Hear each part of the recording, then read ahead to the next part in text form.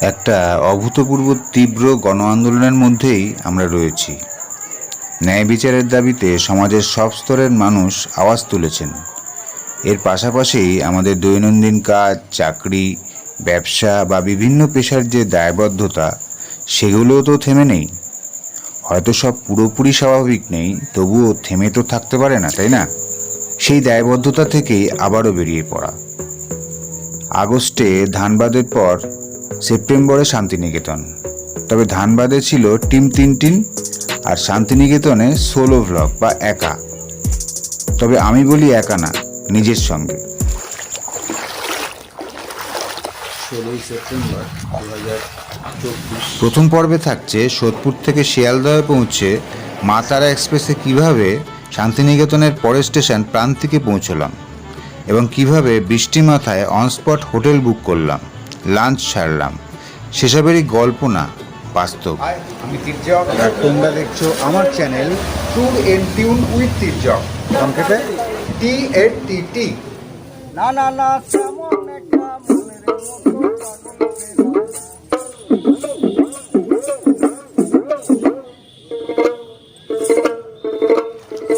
সকাল, good morning.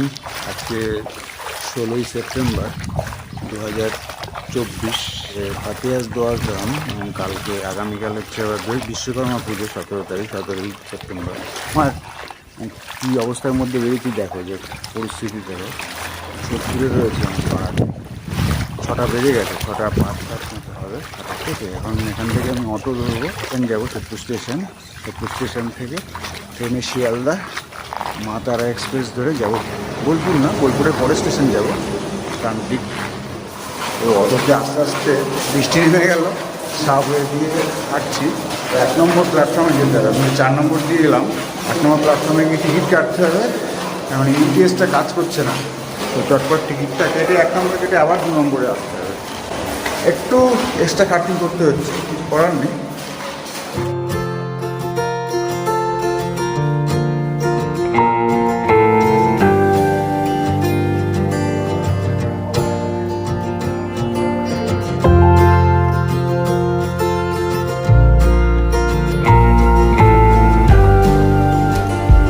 ছটা 37-এ শান্তিপুর লোকালে উঠলাম।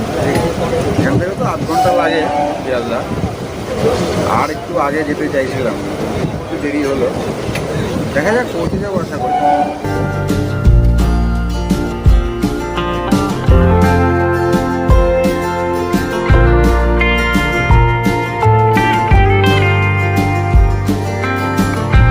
ওয়ান 3187 মা তারা এক্সপ্রেস এখন ছাড়বে। আর 7টা 6 হয়েছে, 7টা 20-তে টাইম। আমার কোচ পেয়ে গেছি D2, এখানে উঠে এবার সিটটা নিয়ে নেব। শিয়ালদহ হাওড়া থেকে বোলপুর ও প্রান্তিক যাওয়ার ট্রেনের তালিকাটা বেশ বড়, আর এই ইন্টারনেটের যুগে সহজলভ্য। তবুও অনেকের সুবিধার কথা ভেবেই চট করে দিয়ে দেওয়ার চেষ্টা করছি। 13187 মা তারা এক্সপ্রেস শিয়ালদহ থেকে প্রতিদিন সকাল 7টা 20-তে ছাড়ে, বোলপুরে পৌঁছয় 10টা 28-এ, প্রান্তিকে পৌঁছয় 10টা 38-এ। এটা সেকেন্ড সিটিংয়ের বেসিক ফেয়ার 85 প্লাস GST। আর এসি চেয়ার কারের ভাড়া 310 টাকা, আর থার্ড এসির ভাড়া 505 টাকা। 13017 গণদেবতা এক্সপ্রেস প্রতিদিন হাওড়া থেকে সকাল 6টা 5-এ ছাড়ে, বোলপুরে 8টা 40-এ, আর প্রান্তিকে 8টা 48-এ। আর 13053 কুলিক এক্সপ্রেস প্রতিদিন হাওড়া থেকে সকাল 8টা 55-এ ছাড়ে, বোলপুরে 11টা 35-এ, প্রান্তিকে 11টা 45-এ। আমি সকালের ট্রেনগুলো বললাম, এছাড়াও বেলার দিকে বা দিনের অন্যান্য সময়ও বেশ কিছু ট্রেন আছে। বৃষ্টি পড়ছে, আর ভেবেছিলাম আজকে বৃষ্টিটা কমে যাবে, কিন্তু না, সকাল থেকে যা অবস্থা দেখছি, আর আকাশ যেরকম মেঘ করে আছে, সহজে কমার নাই, আজকেও ধোয়াবে। টাইমলি ছেড়ে দিয়েছে মা তারা এক্সপ্রেস, 9 নম্বর প্ল্যাটফর্ম থেকে ছাড়লো। 2.5 মাস আগে একটা কেস হয়েছিল, আমি ট্রেনটা মিস করেছিলাম মা তারা। ট্রেনটা যা হোক করে হোক ট্রেনটা পাইনি, ধরতে পারিনি, একদম নাচের দাদায় আমার ট্রেনটা বেরিয়ে গিয়েছিল। মনে আছে, খুব খারাপ লেগেছিল। যে প্রোগ্রামটা ছিল সেটাও মিস করতে হয়েছিল। এরপরে নৈহাটি, তারপরে ব্যান্ডেল, বর্ধমান, ঘুষকরা, তারপরে হচ্ছে বোলপুর শান্তিনিকেতন, তারপরে প্রান্তিক। এই সব কটা স্টেশন এইভাবে যাবে। কখন কোথায় কী যাবে দেখাবার চেষ্টা করবো। তবে আমাকে একটু ঘুমিয়েও নিতে হবে রাত্রে, স্বাভাবিকভাবে অনেক ভোরবেলা উঠতে হয়েছে।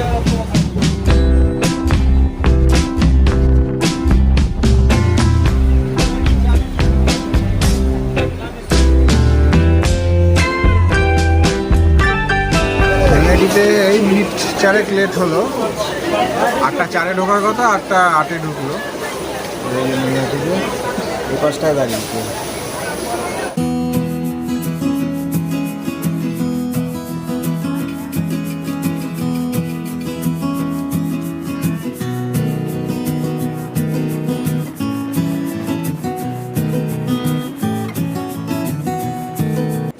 রেলে বিফোর টাইমে ঢুকে দিল 8:07, 8:38 ঢোকার কথা, প্রায় 11 মিনিট আগে ঢোকালো ব্যান্ডেল।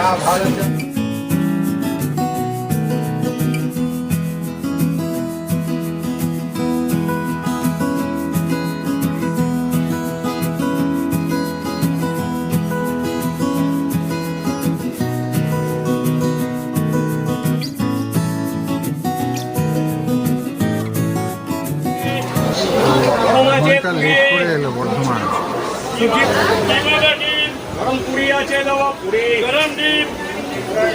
এই যে বাটার টোস্ট নিলাম বর্ধমান থেকে, 2 টাকা করে নিল। ট্রেনে আলাপ হলো বিশ্বভারতের এক ছাত্রীর সঙ্গে। বাংলায় এমএ করছেন, তবে আপত্তি থাকায় আর ভিডিও করিনি। ওর কাছ থেকে বিশ্বভারতী সম্পর্কে কিছু কিছু তথ্য জানা গেল, আমার চ্যানেলের সদস্যও হলেন। ব্রুশ করা এলে 10:11টার জায়গায় 10:39।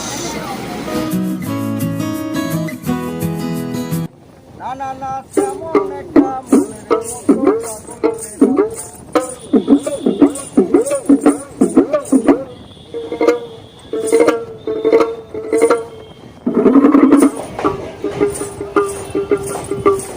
মনের মতো পাগলের পাওয়া ভাত। আরে বলো তো মোহনে চরম অবস্থা।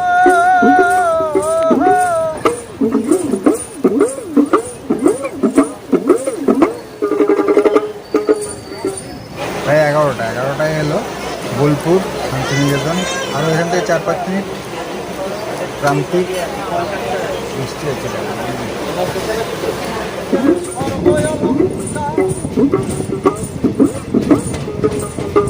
কিসের করে শ্মশানে ঘরে থাকতে যার ঘরে সোনার কাছি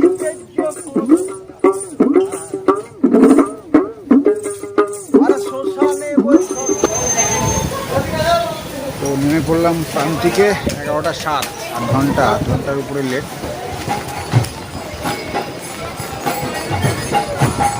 ট্রেন বেরিয়ে যাবে রামপুরহাটের দিকে। তার আগে আছে আর অনেকগুলো স্টেশন আছে, সাঁইথিয়া, এরপরে সাঁইথিয়া মনে হয়, এখান দিয়েই বেরোনো যাবে। যেখানে প্রচুর খেলায়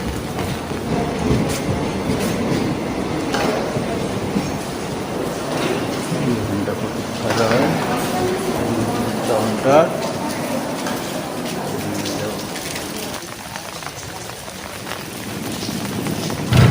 বৃষ্টির মধ্যে টোটোতে উঠে পড়েছি। হ্যাঁ, রিজার্ভ করতে হয়নি, মানে শেয়ারিংয়েই। তো আমি তো ওই শ্যামবাটির কাছেই যাব, মৌসুমি গেস্ট হাউস বলে দিয়েছি। আগে একদিন কথা হয়েছিল, আমার ঠিকঠাক মনে হয়েছিল এখানে ওখানেই যাচ্ছি, বুক করে নিই যদিও আগের থেকে। তাহলে 20 টাকা ভাড়া প্রান্তিক স্টেশন থেকে। 11:15 বাজে, দেখা যাক। এদিক দিয়ে এলাম, এই প্রান্তিক স্টেশন থেকে এসে এই যে এখানে এই যে মৌসুমি গেস্ট হাউস, এখানে তো এই যে এখান দিয়ে চলে গেছে, এখান দিয়ে শ্যামবাটি, সোজা গেলে সোনাঝুরি হাট এসব আছে, পরে দেখাচ্ছি সবই। বৃষ্টি তো পড়ে চলেছে অঝরে। মৌসুমি গেস্ট হাউস এটা তো? আচ্ছা আচ্ছা, তো আপনার বলবো রুম লাগবে কবে? এই যে এখনই। আপনি একা থাকবেন? আমি একা থাকবো। এই হোটেলটা আর কি, এটা একটা করিডর, দোতলা করিডর। আমি দোতলায় আছি এখন। তো ওদিকে কিছু রুম আছে, এই পাশটায় রুম আছে কিছু, আর আমি রয়েছি এই রুমটাতে। হ্যাঁ, রুমটা চট করে একটু রুম ট্যুর করে দিই। যে ছোটো রুম, ছোটোর মধ্যে আমি যেহেতু একা থাকবো, 6 নম্বর ঘর। এই যে রুম, ছোটোখাটো রুম। এই একটা বেড, ডাবল বেড, লাইট টাইটগুলো আমি দেখিনি, লাইট চার্জিংগুলো। এখানে ফ্যান আছে, ওখানে একটা নাইট ল্যাম্প রয়েছে, টিভি রয়েছে একটা, সুইচগুলো এই চার্জার এখানে চার্জ দেওয়া যাবে। এখানে একটা ওই জামা কাপড় ঝোলানোর জন্য রয়েছে, চার্জার লাগানোর জায়গা আছে এখানে, ঠিক আছে। ডাস্টবিন সম্ভবত এটা।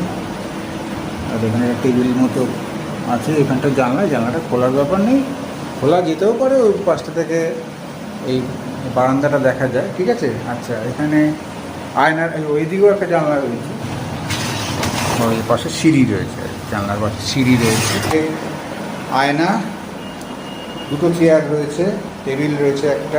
তো এই যে লাইট, ওয়াশরুম, ঠিক আছে। ওয়াশরুমে এই যে যা আছে,